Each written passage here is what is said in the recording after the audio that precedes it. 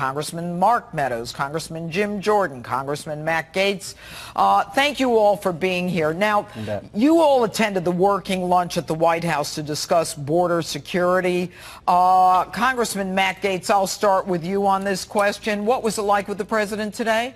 I was so proud of our president. The establishment in Washington on both sides of the aisle wanted President Trump to take a bad deal that didn't have any funding for border security, but he was tough. He stood up to them. And, you know, the reason big business wants to have a deal is because they want the cheap labor, but who ends up paying for that is the American worker, the American family that wants the safety that comes with a secure border. And so the president did his job. He pushed back, and now I think the president made very clear to all of us, and he's made clear to the country, that he is not going to take a bad deal from the Democrats. And anything under $2 billion, 1.6 billion, what Schumer was floating, that is a total non-starter. We're going to have real border security, or we're going to have a long shutdown, Judge. Well, you know, Congressman Jim Jordan, you know, the Senate has gone home. Should they have gone home? And let me stop for a minute.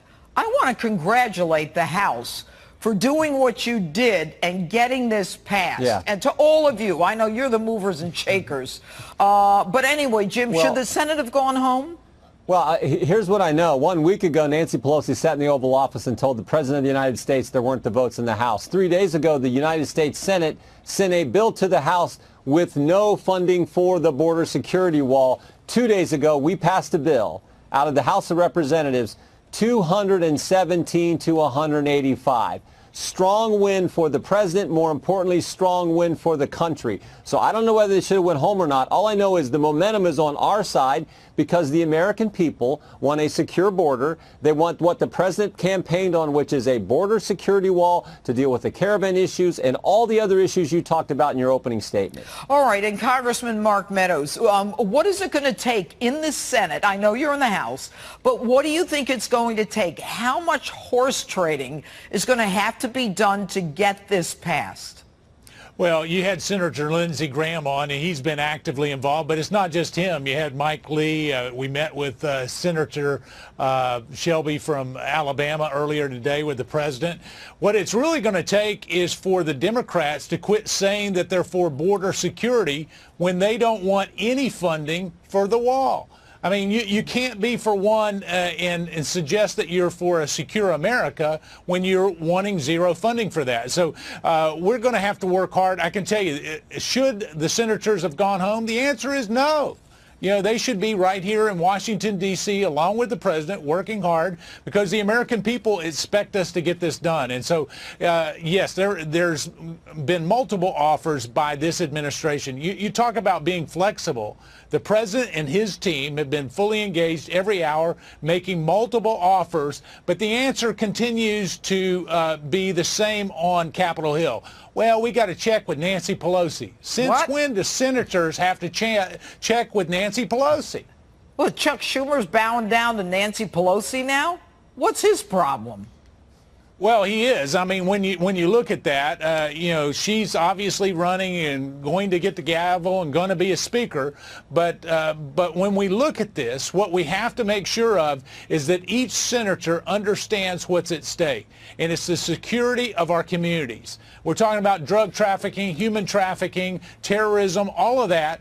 Is there a price that we can put on that? No, $5 billion is the number that we need. We need to continue to work hard. And you know, go ahead, Jim. Judge, I was just going to say, here's the problem. They're more, as Senator Graham said, they're more concerned about stopping the president than they are in helping the country. Everyone knows we need to secure the border. Everyone knows we need a border security wall to stop the gang problems, the drug problems, the human trafficking problems, the whole thing. So if they would stay more focused on doing what's best for the country, something they were all for just a few years ago, instead of going after the president and just trying to stop anything the president's for, the country would be better off.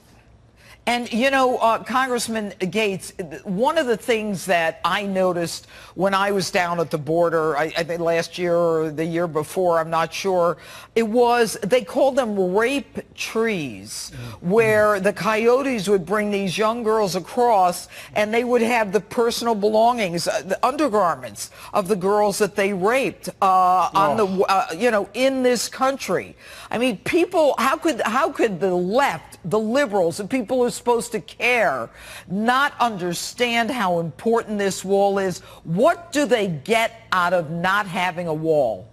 Judge, when we don't build a wall, it's like we hang an open for business sign for every coyote and cartel that would want to destabilize our border and bring harm to America's families. And so we need new wall funding. There's a trick the Democrats are trying, and we've got to be able to stop it. They're trying to constrain the money that we want to get for the new border wall only to go and fix old fences. Now, we ran on build the wall, not fix the fence. Right. And so I think that, you know, until we have that type of aggressive posture, we're not going to be able to deliver on this result. But what I keep coming back to is just my gratitude for the fact that we have a president of the United States who did not give in to either side. He's still fighting. We're still fighting. And I think it's a fight worth having for American families, American workers, and our national security. And you know what? The way the week was going, I was a little worried, but the president came back. Senator Lindsey Graham. All right, Senator, should Mitch McConnell have sent them home? Well, you know, I don't think we're going to do anything between now and Christmas. Why not? Let me just say, well, it takes two to tango. Here's what Schumer said. I'm going to quote you, Judge. Schumer demands Trump abandon the wall. So, Senator Schumer, we're not going to abandon the wall. We're going to build the wall until all those Americans who want us to abandon the wall and open up the border, that's what this fight's about. We don't agree with you. So Mark and Jim and Matt deserve a lot of credit for getting the president in a good spot. I had lunch with the president today, and I can promise you we need more money for the wall along the border. Schumer wants to abandon the wall. We want to build it. That's what this fight's all about. And it really is a silly, petty fight on behalf of Democrats. Okay. They all voted for $25 billion for the wall, border security in February. Okay, but they won't allow for the actual building of a concrete wall. All right, I don't know if you heard my open, but there's an 8-month pregnant woman who scaled that ridiculous fence so she could get over here. Listen, are you going to have to compromise in the Senate? And how, in order to get the wall, because I can't believe that in the end we will not get this wall. But maybe I'm just an optimist. Well, let me tell you, we need the wall. And after the caravan, okay, the president asked for $1.6 billion for wall funding early in the year. Along comes the caravan. 5,000 people show up at our border near Tijuana, Mexico. And you made a very good point. What kind of wall is it that a 9-month pregnant woman can climb over, have the baby on our side within an hour? I am so glad she's healthy. Apparently the baby's okay. What else did we learn about our wall? Somebody put an 8-month-old baby under the wall. So, Senator Schumer, what does it take for you to realize that we need more money for a broken border? And this is about them hating Trump so much, wanting him to lose, they can't understand that America needs to win, and we're not going to give in. Okay. I'm a pretty reasonable guy, but we're not going to give in on this. And you're a pretty reasonable guy, Senator, who doesn't agree with the president. Yeah, I'll say it. You don't agree with the president on everything, and Syria is one of those issues, but I'm honestly, right now, I'm into this wall right now. How are you going to get 9 Democrats to vote for the wall? What are you going to do? We're going to go on TV and say to the American people that we need more money for wall funding because the threats against the country are greater, not smaller. And the president asked for 1.6. Democrats agreed to 1.6. The difference between 1.6 and $5 billion is very small in a $3 trillion budget. The need is there. Every Democrat in February voted for $25 billion for wall funding. We're going to make the case that this is unreasonable. You know what? And it is dangerous. Okay, I just thought of something. You know, in the omnibus bill with the $700 billion for the military and all the other stuff, Right. $500 for Planned Parenthood, Right. you know, it was a compromise, right? The whole They deal. had $1.6 billion, I believe, in that omnibus bill for the wall, but they specifically said Mitch McConnell and Paul Ryan, you can't use any of it for the wall. What makes you think Mitch McConnell's in with you guys on this? Well, I think Mitch is not the problem. I think he's the solution. I think Chuck Schumer, Nancy Pelosi, and the hard left are the problem. Chuck Schumer said today, I demand that the president abandon the wall. You know what? If you want to know what this is about, why does they want to Chuck abandon the wall. We want to build it. Why does Chuck Schumer hate the president so much? Well, you know, I'm not saying he hates the president as a person. I'm saying this, that he hates the president's agenda, that he's kowtowing to the radical left, that most Americans understand compromise is good. The Democrats have told the president you won't get one penny for the wall. Right. The people voted for the president to build the wall. They're on the wrong side of this issue. The three people coming behind me, these congressmen, they understand what 2016 was all about. We did lose the House in 2018, but I promise you this, the issue of securing our border is alive and well. And when Chuck Schumer tells the president he demands that he abandon this wall, President Trump should listen to your opening statement. He will. I've never seen the president more determined to get something done than to build this wall. Good. Senator Lindsey Graham, always good to have you on the show. Come back and see us sometime. I'll be back. All right. Merry Christmas. Hold on just a second. Things are the things we remember all through our lives. These wonderful things are the things we remember all through our lives. All right.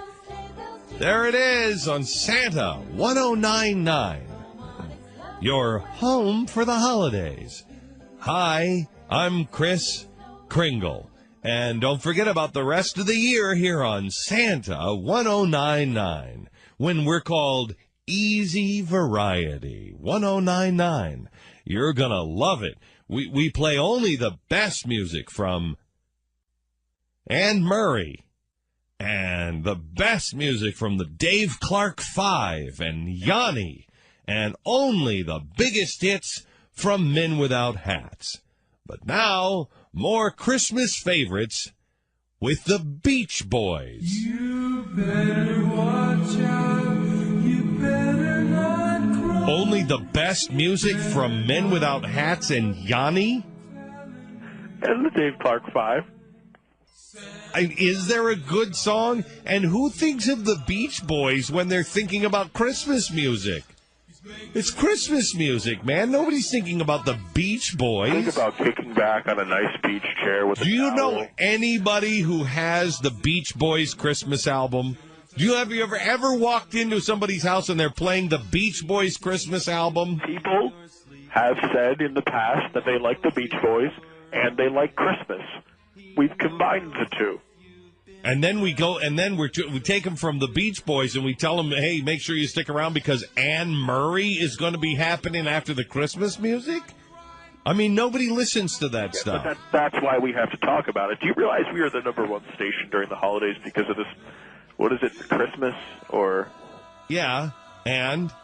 Well, the rest of the year we average 14 listeners a day. 14 listeners in an entire day.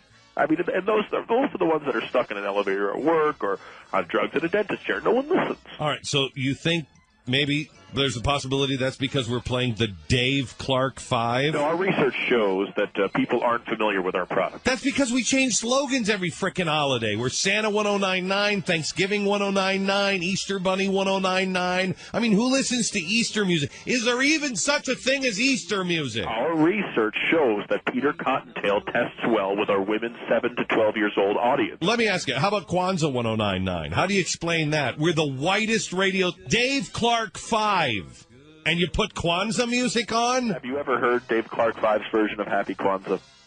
No, You haven't. I It's haven't. all about diversity, Chris Kringle. Research shows that diversity is one of the public's favorite words. Okay, all right.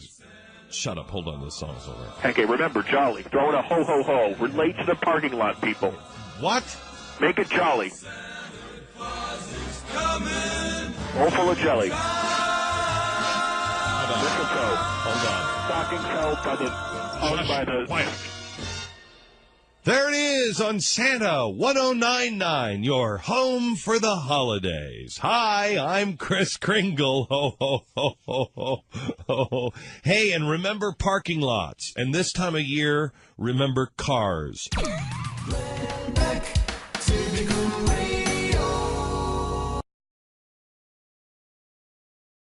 Welcome to the Glenn Beck program. We're glad you're here today. So James Mattis has resigned yesterday, and this is because he was surprised that we were pulling out of Syria and apparently Afghanistan now, too. His letter of resignation, which we will tweet out here, is pretty shocking, I think. He says, one core belief I have always held, that our strength as a nation is inextricably linked to our strength of unique and comprehensive system of alliances and partnership. While the U.S. remains the indispensable nation in the free world, we cannot protect our interests or serve that role effectively without maintaining strong alliances and showing respect to those allies. I believe we must be resolute and unambiguous in our approach to those countries whose strategic interests are increasingly in tension with ours. It is clear that China and Russia, for example, want to shape the world consistent with their authoritarian model, gaining veto authority over other nations' economic, diplomatic, and security decisions to promote their own interests at the expense of their neighbors. America and our allies, we must use all the tools of American power to provide for the common defense. My views on treating the allies with respect and also being clear-eyed about both malign actors and strategic competitors are strongly held and informed by over 4 decades of immersion in these issues. We must do everything possible to advance an international order that is most conducive to our security, prosperity, and values, and we are strengthened in this effort by solidarity with our alliances. You have the right to have a Secretary of Defense whose views are better aligned with yours on these subjects. It is time for me to step down from my position. We brought Jason Buttrill in, who is our chief researcher, and especially when it comes to military affairs, he was with military intelligence for a while. And Mattis, in case you don't know, is our Patton, our MacArthur, our Eisenhower. He is the most respected military commander of our lifetime, is he not? He is, and not just respected under U.S. military either. I've actually sat through briefings where he has briefed a coalition of nations together, and they look at him in awe. You know, it's the Brits, it's the Australians. Everyone respects Mattis. There is no other authority beyond him that is just greater respected. If he says something, and when it's involved with war fighting, you listen, and everyone agrees with what he's about to say. So if you're in the military today and you heard Mattis and you read his resignation, what are you thinking? In our military or foreign militaries? Our military and our allies. I'm worried. I'm worried. And I kind of struggled with what I was going to say coming on here right now, because I don't want to say too much, but I am worried. I've watched what everyone has been saying about this. Even people, our network now is a lot larger, and I've watched what other people on our, media platform have said, and I don't agree with what a lot of people are saying, primarily because they keep saying that, we can't be the policeman of the world, and Trump is trying to make us to where we're not the policeman of the world. I totally agree. I totally agree. But 2,000 troops in this area is not being the policeman of the world. 2,000 troops in this area is the equivalent of what we did pre-World War II, or our strategy of just providing like economic aid. This is the equivalent of economic aid to our troops. to this country. We're providing these troops specifically so that we don't have to deploy a larger force. That's the point. We're enabling the Kurds and the SDF to do the brunt of the fighting. We're there just to ensure that Turkey or Assad or Iran don't commit genocide. Correct. It's exactly why we're there. And that's exactly what is about to happen. We told these people to trust us. Again. This has happened to them since World War I. We told them to trust us. Now they're going to get